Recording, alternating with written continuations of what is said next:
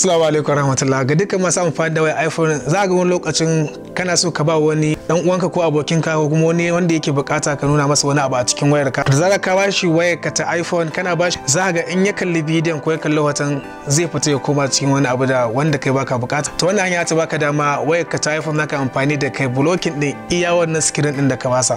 Hoton da yake bukata ka kalla shi ne ka shiga, bayan ka shiga iya wannan abun zai kalla. Idan ma abun a cikin WhatsApp ne iya abun da yake a WhatsApp shi zai kalla. Idan Instagram ne ko a TikTok iya wannan abun zai kalla. Akwai nan hanya da na nuna duka wanda yake amfani da wayar Android a kwanakin baya, to yanzu masu wayar amfani da wayar iPhone wannan hanya ma ta taimaka musu. Saboda haka ku biyo bidiyon tun daga farko.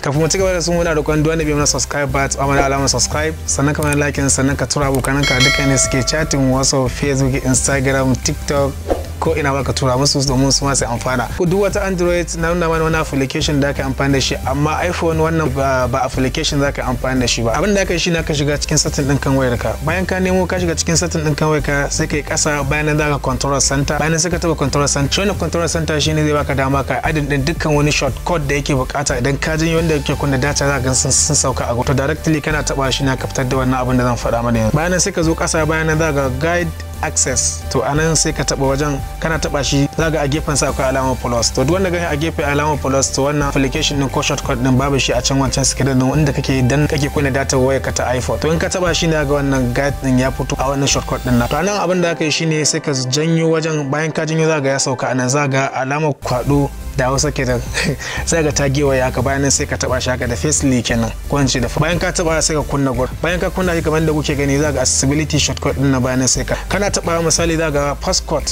setting din nan sai ka taba shi, bayan ka taba sai ka kunna face ID ɗinka wanda ya da shi zai rinka amfani yake yana bude wannan security da yake bukata idan ya kulle kenan, bayan nan sai ka taba, bayan ka taba shi kenan ka riga ka seta wannan face ID din nan. Idan kana bukata maka iya sa password ɗinka na wayar ka zaga set guide access passcode din nan, anan sai ka taba sai ka sa password din. Bayan ka sa password din kai ka maimaita wannan password din. Bayan ka maimaita password din, ko da a ce misali ba asalin password ɗinka bane, zaka yi amfani da kowane kala password wanda misali maybe wani ya san password ɗinka na waya kake na. To idan ka amfani da wannan hanyar da aka kulle duk wani Windows da ka ba mutum ya kalli wannan abin da yake bukata, to idan ka kulle babu wanda ya isa ya bude ko ya ci gaba da kallon duk waɗansu abubuwa kafafe na cikin wayoyinka. To anan misali ka bashi wannan hoton iyanan zai kalla. To bayan ka nemo masa iya abin da zai kalla sai ka janyo saman, bayan sai ka taba gurin. Kana taba gurin shikenan kai blocking din iya abin nan da zai kalla. Bayan saboda farkon yi ne shine ga ya nuno ma start din sai ka taba start. Kana taba start shikenan ya riga ya blocking din wannan screen. Ba zai taba kallon wani abu da ya danganci wanda ba iya abin da ka nuna masa ba. Wannan hanya ce idan misali kuma kana so ka cire sai ka janyo sama, bayan ka janyo sama kamar da kuke kun ga saman ma yaki janyowa saboda nayi blocking din screen. Da zarar an gama amfani da wayar kuma kana so ka ci gaba da amfani da ita, yanda ka cire abin shine zaka daddana wajen inda kake kashe wayar ta kaso 3. Saboda haka kada ku manta ta amana alamar subscribe, sannan ku na like, sannan ku na share.